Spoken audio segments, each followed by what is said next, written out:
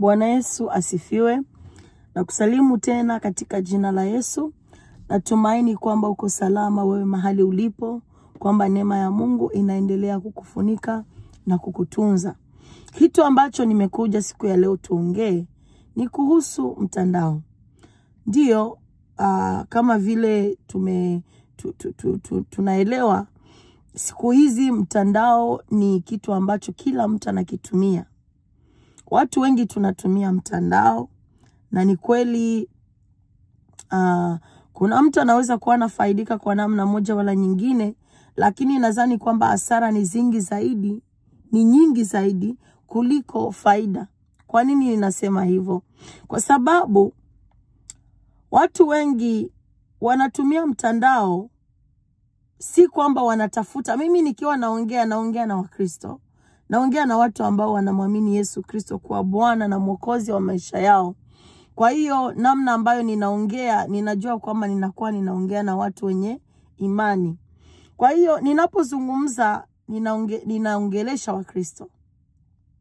Lakini inawezekana hata kama wewe sio Mkristo, inaweza kukusaidia video hii kwa namna moja wala nyingine.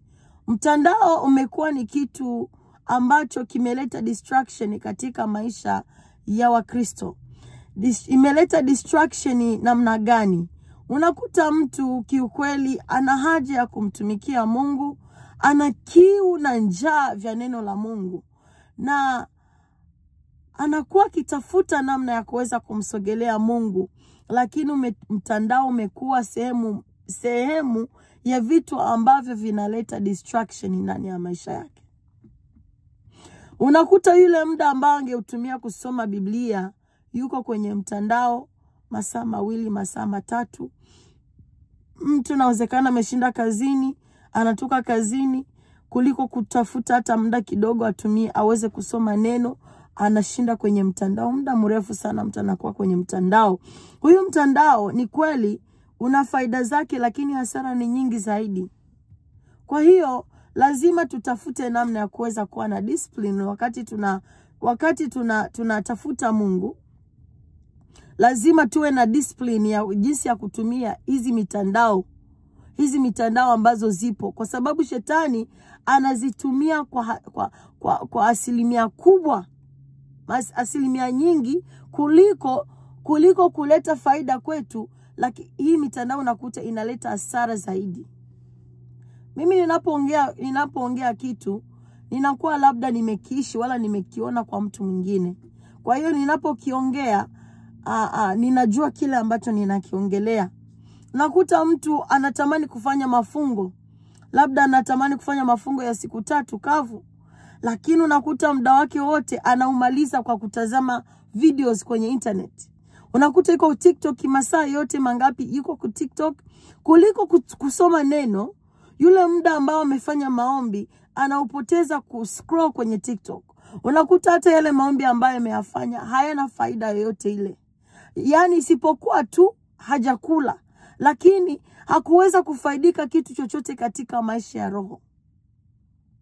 Mtandao umekuwa ni kitu ambacho kimeleta shida katika maisha yetu ya Kikristo, maisha yetu ya imani.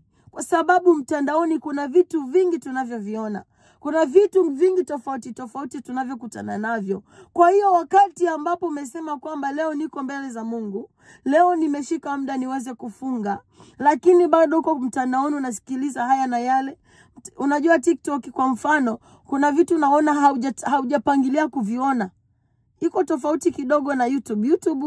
YouTube iko tofauti. Unakiangalia kile ambacho unakitaka, unakitafuta. Lakini TikTok unakuta kuna vitu vingi tofauti, vitu vya aina nyingi tofauti. Kwa hiyo unakuta distractions ni nyingi sana.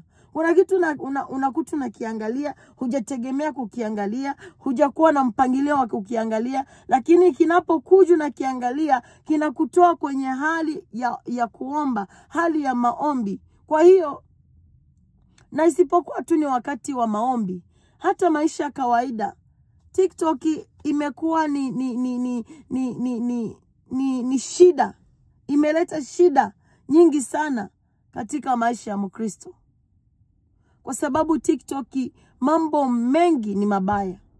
ni machache tu ambayo ni mazuri, lakini mengi yake ni mabaya. Kwa hiyo wakati unatafuta namna ya kuweza kukomaa kiroho, uweze kupanuka kiroho, Mungu aweze kukupeleka viwango vya juu zaidi, mitandao inaweza kuwa miongoni mwa vitu ambavyo vinasababisha ubaki pale pale, ubaki sehemu moja, usiweze kuvuka ngambo, ubaki sehemu ile ile. Kwa hiyo ninapokuwa ninasema haya mambo, mimi haja yangu ni kwamba uweze kuwa na discernment, uweze kutambua namna ya kuweza kumudu wala kutumia muda wako, jinsi unaweza kutumia muda wako. Sana sana wewe ambaye una safari ya kwenda mbinguni, kuna uwezekano unatamani kufika mahali katika hali ya rohoni, unatamani uweze kupanda viwango katika maisha ya rohoni, lakini kwa sababu muda wako mwingi kutumia mtandao,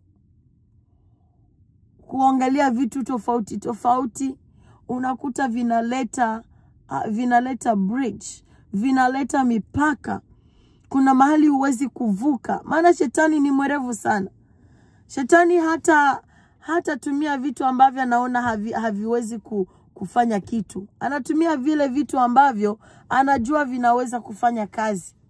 Kwa hiyo hata tumia Facebook kama utumii Facebook, hata tumia Instagram kama utumii Instagram, atatumia kile kitu ambacho wewe unakitumia ili aweze kukudistract. Maana shetani amekuja kuharibu, amekuja kuiba, amekuja kuua. Hizo ndo kazi zake zilizomleta shetani. Kwa hiyo shetani sio rafiki yetu. Na hii mitandao ambayo tunaiona, shetani ana nguvu nyingi sana juu ya hivyo vitu.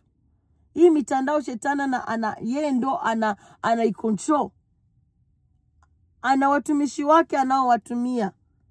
Kwa hiyo ninapozungumza katika siku ya leo, ninapozungumza na wewe katika asubuhi ya leo, mimi ningetamani kwamba ufike mahala useme kwamba hapana, mimi kuna kitu nahisi ndani yangu. Kuna kitu nahisi ndani yangu natamani nifike mahali.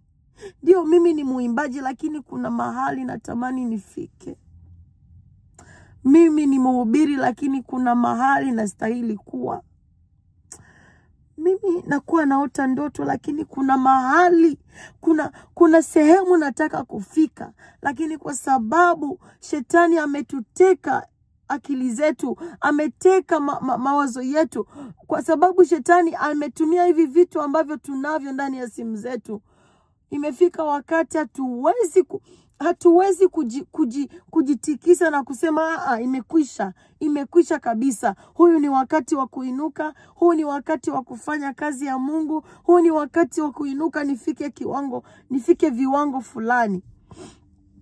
Shetani anatumia hii mitandao ili aweze kututoa katika mapenzi ya Mungu, ili tusiweze kuvuka viwango. Mungu anatafuta watumishi wa kuwatumia. Mungu anatafuta watu ambao anaweza kuwatumia, lakini watu wengi tumekumbwa, watu wengi tumeshikiliwa akili na hii mitandao.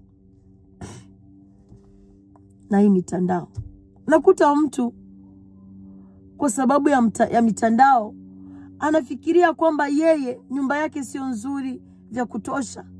Anafikiria kwamba yeye ndoa yake haina amani vya kutosha. Anafikiria kwamba watoto wake sio wazuri vya kutosha, kwa sababu ya hii mitandao. Imeleta shida nyingi sana katika familia nyingi.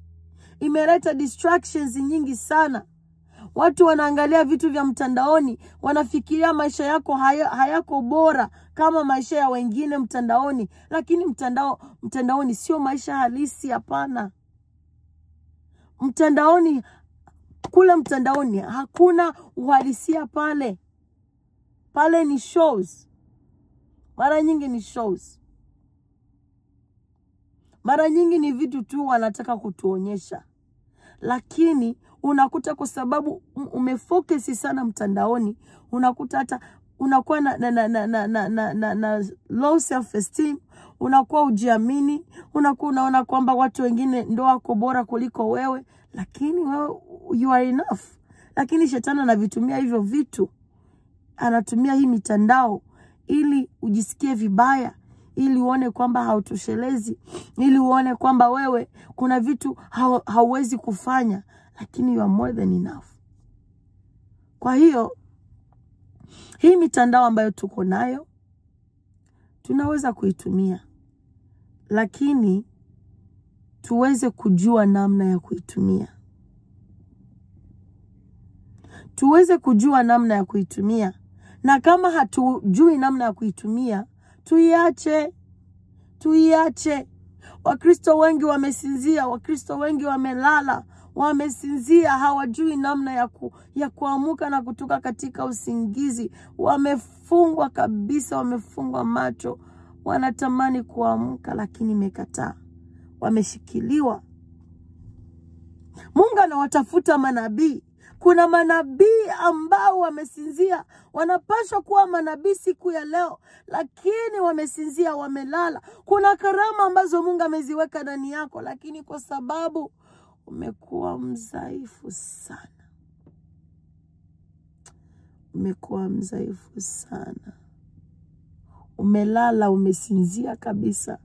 Hauwezi kuamka. Ndio maana neno la Mungu linasema kwamba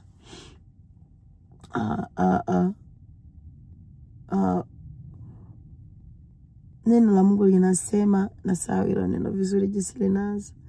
Mavuno ni mengi, lakini watendakazi ni wachache. Na watendakazi sio kwamba ni wachache. Watendakazi wapo, lakini wamelala. Wamelala. Karama nyingi ameziweka ndani ya watu, lakini kuliko kuzitumia, watu wamelala. Kwa hiyo kazi ya Mungu inaharibika kwa sababu watu wamelala kabisa. Na wamelala kwa sababu gani? Kwa sababu ya mtandao. Tana kwa yuko busy sana. Anatumia mtandao. Inafika wakati wa kulala, bado anatumia mtandao. Unakuta lali hata kwa masaa ambayo anastahili kulala. Kwa hiyo kama halali kwa masaa anastahili kulala, labda yeye anapaswa kuamka saa 6 za usiku na kuomba, labda anapaswa kuamka saa 10, saa 9, saa 6 za usiku kuamka na kuomba, lakini kwa sababu amelala saa 6, saa 7, hataweza kuamka usiku wa manane na kuomba. Mungu anawatafuta watu fanya kazi pamoja na yeye. Anawatafuta watu wa kufanya kazi pamoja na yeye.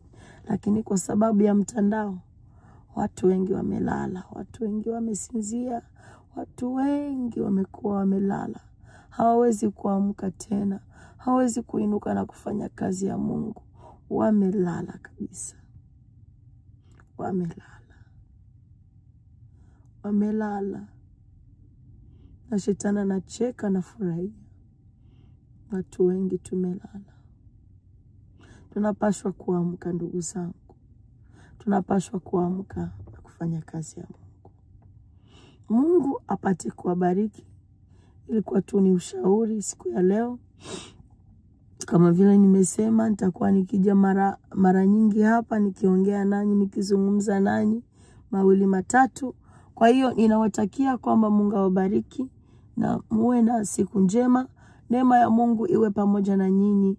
Na neema ya Mungu iwatembelee nyinyi na familia zenu. Shalom, shalom.